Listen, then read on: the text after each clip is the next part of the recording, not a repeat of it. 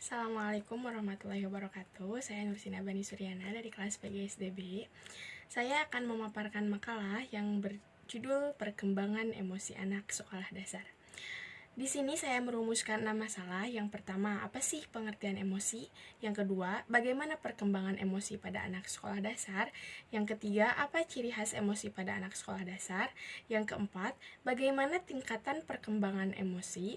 Yang kelima, apa saja faktor-faktor yang mempengaruhi perkembangan emosi anak sekolah dasar? Yang keenam, bagaimana cara mengembangkan kecerdasan emosional anak sekolah dasar? Langsung saja ke pembahasan. Yang pertama, pengertian emosi. Kata emosi berasal dari bahasa Latin yaitu emovere yang artinya bergerak menjauh. Arti kata ini menyiratkan bahwa kecenderungan bertindak merupakan hal mutlak dalam emosi. Biasanya emosi merupakan reaksi terhadap rangsangan dari luar dan dalam diri individu. Jadi, emosi adalah suatu perasaan yang mendorong individu untuk merespon atau bertingkah laku baik yang berasal dari dalam maupun dari luar dirinya. Sebagai contoh, emosi gembira mendorong perubahan suasana hati seseorang sehingga secara fisiologi tertawa, emosi, dan sedih mendorong seseorang berperilaku menangis. Yang kedua, perkembangan emosi pada anak sekolah dasar. Perkembangan emosi pada anak sekolah dasar pasti berbeda-beda tergantung karakter mereka masing-masing. Nah, di sini ada beberapa fase perkembangan emosi pada anak, yaitu 1. Pada usia 7-8 tahun, perkembangan emosi anak telah terlihat pada rasa malu dan rasa bangga.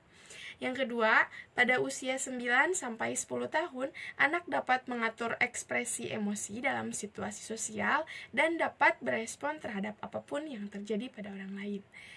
Yang ketiga, pada usia 11-12 tahun, pengertian anak tentang baik buruk, norma-norma aturan yang berlaku di lingkungan menjadi bertambah. Selanjutnya yang ketiga, ciri khas emosi anak. Ciri khas emosi yang sering terjadi pada anak sekolah dasar yaitu 1. Emosi yang kuat. Maksudnya, anak akan bereaksi sama dengan intensitas baik terhadap situasi yang remeh maupun yang serius.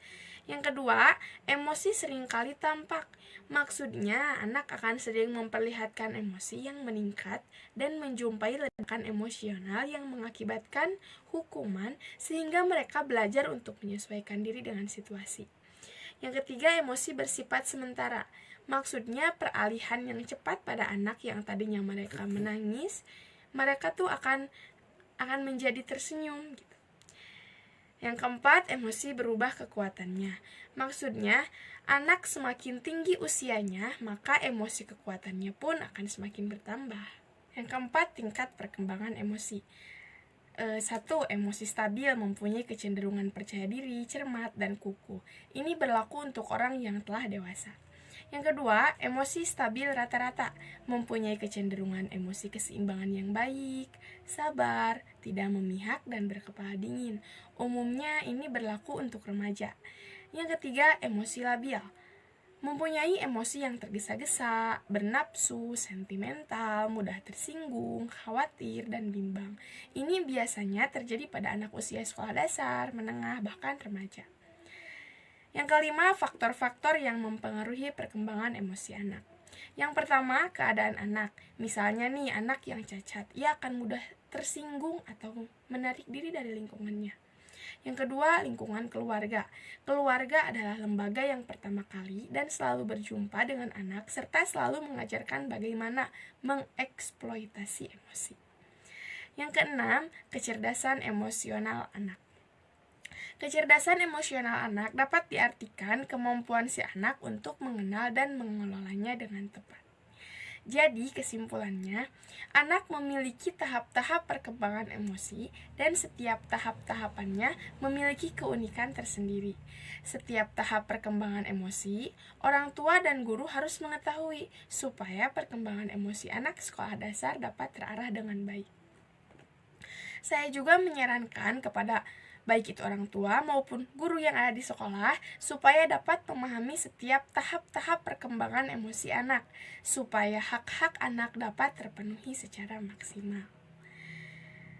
Cukup itu yang dapat saya paparkan dari makalah yang berjudul Perkembangan Emosi Anak Sekolah Dasar. Mohon maaf bila ada kesalahan. Terima kasih. Wassalamualaikum warahmatullahi wabarakatuh.